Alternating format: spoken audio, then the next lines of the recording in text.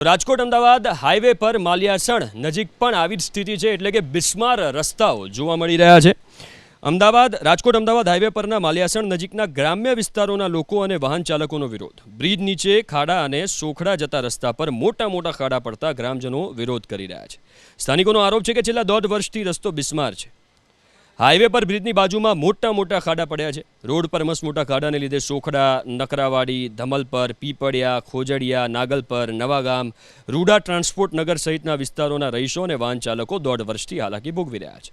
8 થી 10 ગામના લોકોએ અનેક વખત જિલ્લા પંચાયતથી લઈને કલેક્ટરને રજૂઆતો કરી છતાં બિસ્માર રોડનું રિપેરિંગ નથી થતું, જેના કારણે ગ્રામજનોએ વિરોધ કરીને ઘોર નિંદ્રામાં ઊંઘી રહેલા પ્રશાસનના અધિકારીઓને જગાડવાનો પ્રયાસ કર્યો છે।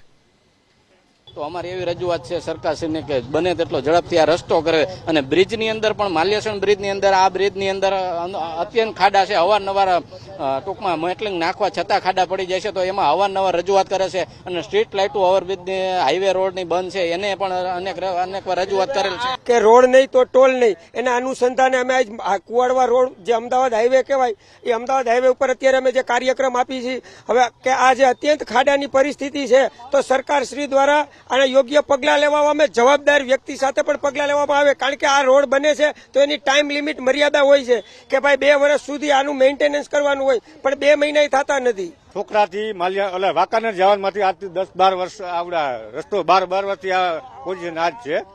આમ જનતા એક્સિડન્ટ થાય, અનેકવાર તંત્રોને રજૂઆત કરેલી, કોઈ નિર્ણય આવતું નથી। મૌખિકમાં કરી, રખિતમાં કરી, બધી રીતે રજૂઆત કરતા આ તંત્ર કોઈ કાંઈ ધ્યાન દેતું નથી।